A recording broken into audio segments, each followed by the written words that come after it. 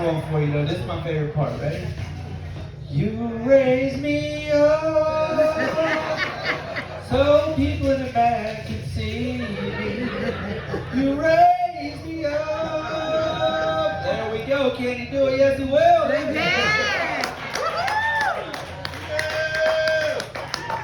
My name is Wes Johnson. I'm not a stand-up comic. I'm not a stand-up guy.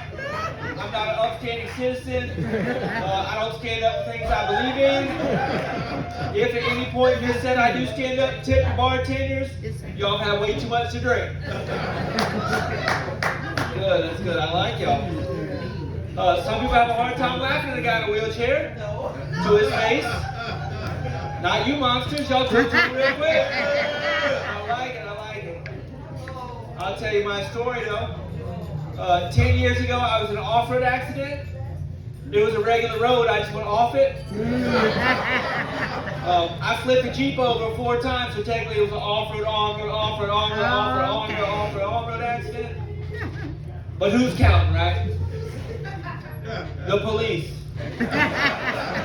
The police counted, and then they had the nerve to write me a ticket for reckless driving, which I thought was garbage. Because when the police got there, I wasn't driving.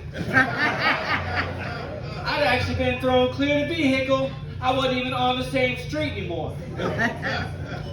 So leaving the scene of an accident, that's on me. That's on me.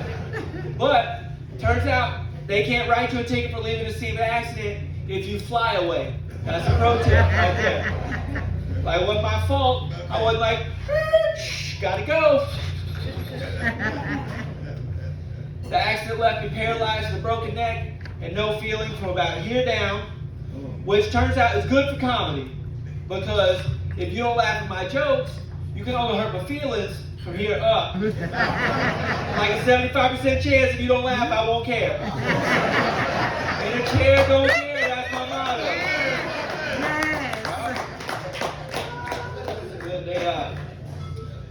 They life-flighted me to the hospital. They life-flighted me from where I was to the Shands Hospital in Gainesville.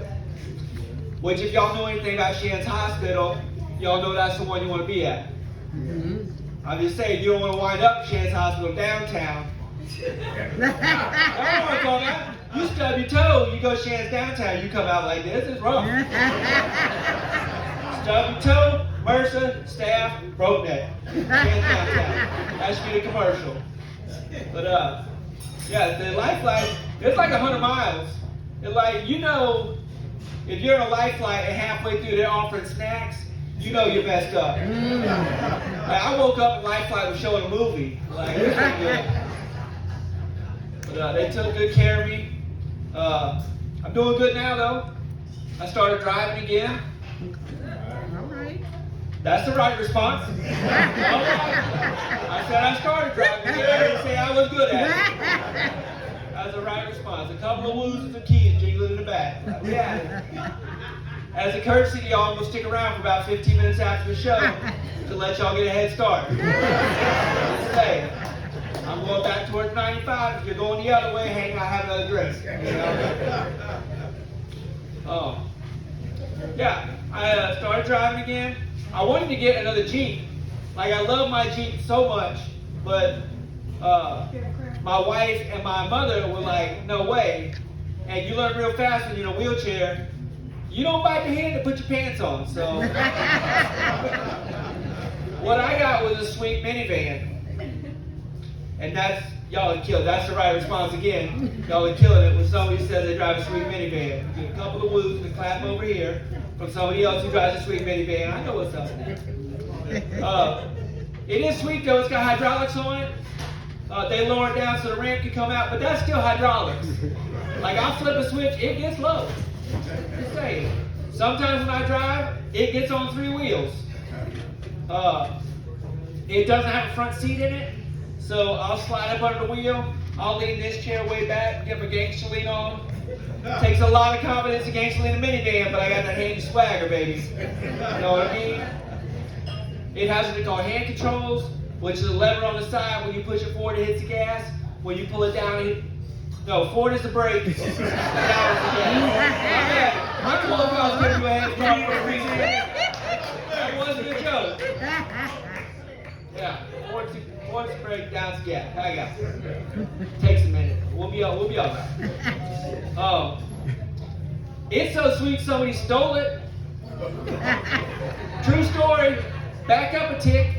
It doesn't have a front seat, which means somebody stole it standing up. And that's the ultimate insult to a guy in a wheelchair. You're going to steal a handicap van and use your good legs to do it? There's a special place for people like that. It's called Arlington. Yeah, you got it. And I never thought, maybe this was discrimination on my part, because I never thought maybe somebody in a wheelchair needed to steal a handicap van, you know? Maybe there's some kind of wheelchair crime they needed to commit. First rule about wheelchair crime is you don't use your own van to do it. Everybody knows that. But I was right though. It was two regular guys. That's what I call y'all with your good legs, regular people. And they used my van to rob an appliance store. Now, I don't know if they wanted to rob an appliance store and were like, we should steal a van with a ramp on it, or if they stole the van and noticed that it had a ramp on it and were like, you know, we can fit a washer and dryer in the back of this van. So, whatever their thought process was, it had been working. Because when the police caught them, there was a washer and dryer in the back, and under the passenger seat was a bag with $1,000 in it. Which I told the police, thank God they didn't find my money. You can't trust them these days. You have to hide your money. So I can't even be mad that they stole the van. Because they didn't steal it, they rented it for $1,000. Which is the biggest, I'm glad to be here. Wes Johnson's handicap van rentals, we don't ask no questions.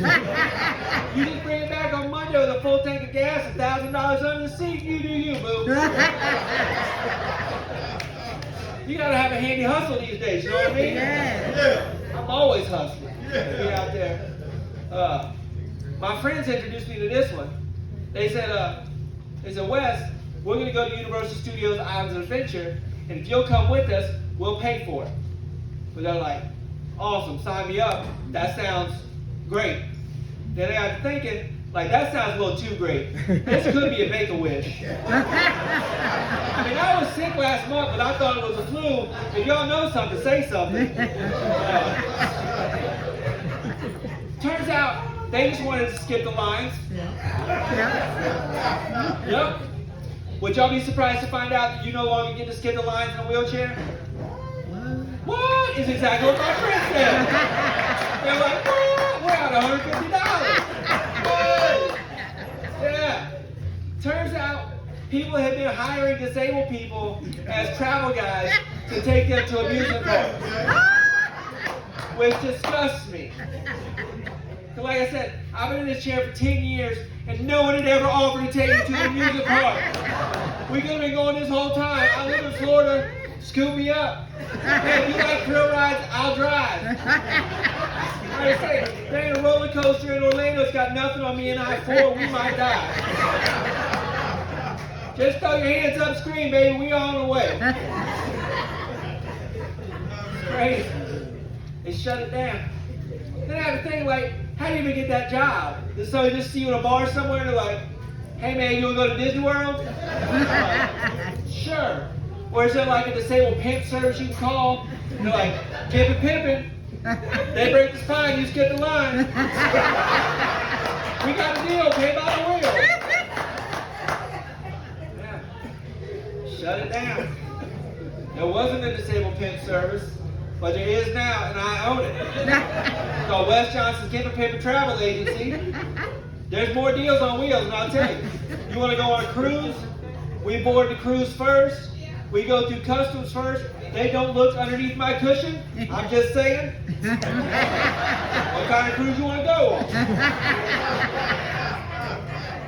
You want to go somewhere on an airplane? We go straight through security, no lines, you board first. It's great. You just want to go shopping at Christmas time? Holler at me. I'll park you right up front at the mall. Wes Johnson's Gift Pimp Travel Agency. Look me up. Gotta have that handy hustle, you know? we did have a great time at Universal Studios. They taught me into going on a roller coaster for the first time, which I was immediately concerned about because it was one of those where your legs dangle, and my legs are extra dangling. I know I'm not using them, but I ain't trying to snap the jokers off either. They are aesthetically pleasing. So I got on a roller coaster and I wanted off immediately, but you can't get off a roller coaster once it starts because the more you scream and wave your arms, the better time they think you're having. They're over there like, this guy must love roller coasters. Like, we've never seen somebody who loves roller coasters like this guy. Look at him.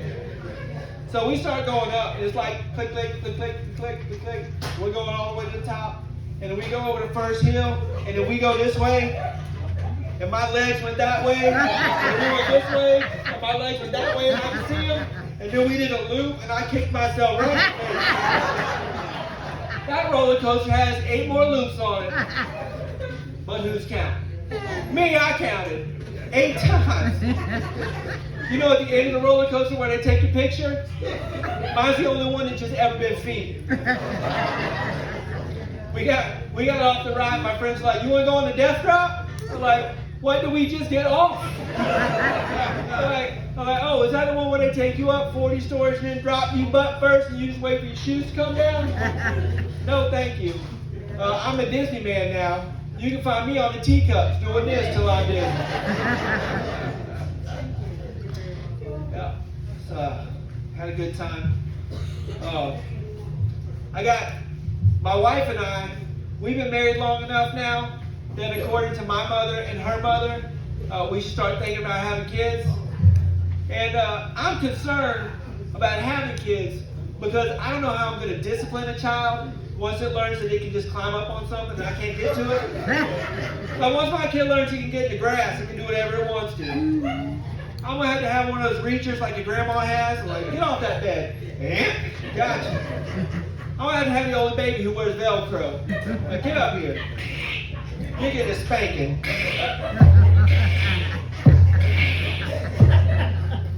I had a lady the other day told me that was child abuse. I said, no, that's adaptive parenting. I'm pretty proud of that. Thank you. Well, before we thought about having kids, we did what a lot of newlywed couples would do. We adopted a cat. He's our little fur baby. And so we adopted a grown cat, so he's more like a fur adult.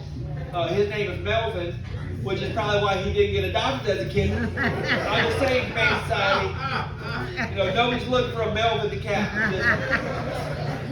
But I'm glad we adopted the cat first because it took about 3 days before I ran him over in this chair. And it was my fault. I wasn't paying attention. And I pulled forward and I just heard, and I panicked because I thought the fire alarm was going off. If you've never run over a cat before, they sound a lot like a fire alarm. So I didn't know what to do. I just froze because I didn't want to back up in case I'd run him all the way over, but I couldn't pull forward in case I hadn't run him all the way over yet. So my wife comes out, she yells at me to back up. So I back up and the cat flies out from underneath me in a streak of cat fur and carpet samples.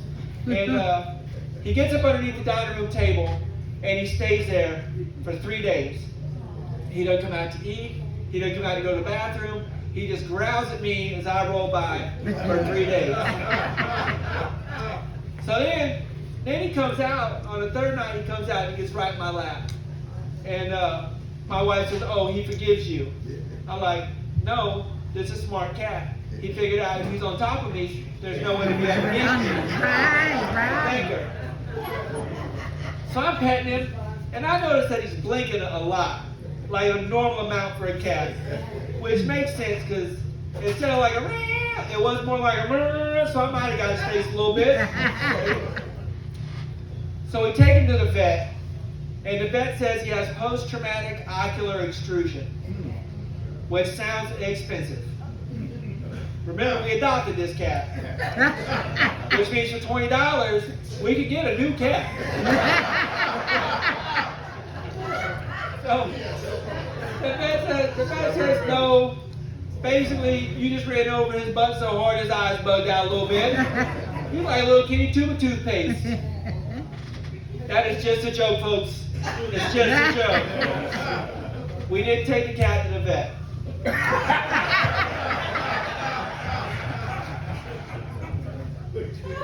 It was a good experience, so we did. By the time we had the cat for a little while, we decided we'd start trying to have kids on our own. And it didn't work out for us. Probably a good thing. We shouldn't have an infant, I'm just saying.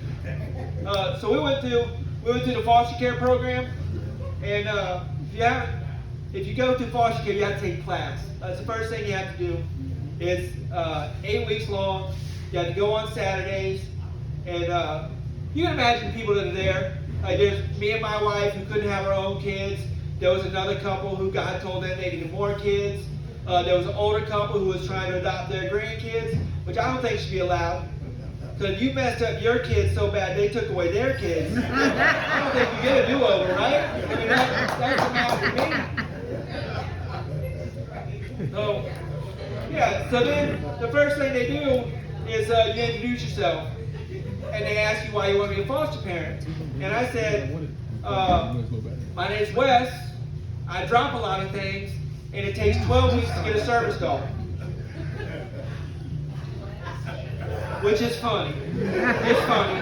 Y'all can laugh. They did not. They got a lot of sense of humor at DCF, but side note, I couldn't get a service dog because I live on a house with a lake.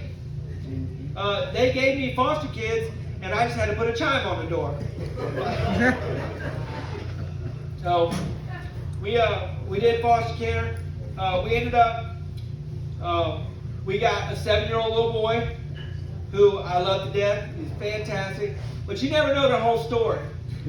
So one day he's playing his tablet, and he said, "Dad, how do I spell murder and gun?" Oh. And I said, "Oh." I mean, I told him how to do it because education is important in our family, but I didn't tell him how to spell foster dad. That's for sure. I'm not trying to be part of a manifesto, you know what I mean? So we had him for about 6 months, and when they terminated his parents' rights, we found out that we were going to get to adopt him, and that he also had 2 sisters that were in foster care, and we had the opportunity to adopt them as well. Which we didn't do. This kid's already trying to murder. He's trying to murder people already. In this economy, 3 kids? No, that is another joke. We did. We took all 3 of them. We kept the family together. We gotta do that. They're great. We got them. They were 2, 5, and 7 when we got them, and now they're 13, 9, and 5 going on 25. She's great. My middle one, she prays every day that I won't have a wheelchair, which is very sweet, a little vague. Like to be a little more specific. I would hate to just wake up one day and not have a wheelchair. I woke up one time and didn't have a van, you know. Sweet. She this year in school, she's a long distance. She's got one boyfriend. She's in a long distance relationship. I'm like, how do you know people who don't live here? She's like, no, Dad, he's in another class. Like, he's 3 doors down. That's long distance, I guess. They're great. I love them to death. But I had to move from my house because I grew up in Arlington, and I used to be like, A-town till I die, but that has started to become a legit possibility. So I got 3 kids now. We moved somewhere a little safer, But what happened was the straw that broke the camel's back was my buddy and I, and this shows how long. We were at a restaurant. We'd been at a show, and after the show, we decided to go out. It's like 2 in the morning, and we stopped at a restaurant. Due to pending legal allegations, I can't name the restaurant, but it's famous. And it was named after a man named Amos. With Arlington. And I did some time in the service, so when I go to a restaurant, I like to sit where I can see the door. In case something goes down, I can assess the situation, I can handle it. Right. Well, I saw 2 guys with guns came in. It was like, Oh, we're getting robbed. Yeah, we're getting robbed. So they came over to my table and said, give me your stuff. And so I went, I know it's 2025, you can't go anymore, but it's the only defense I had. So I'm in a wheelchair. I threw on top of that, and they still got me for all my stuff. So he said, now get to the back. So I'm rolling to the back. He said, hurry up. And I got one speed in this chair, and it's perfect. So he got behind me and started to push. And I'm like, bless his heart, this is full service robber. So we get to the back, and now it says, get down. I'm like,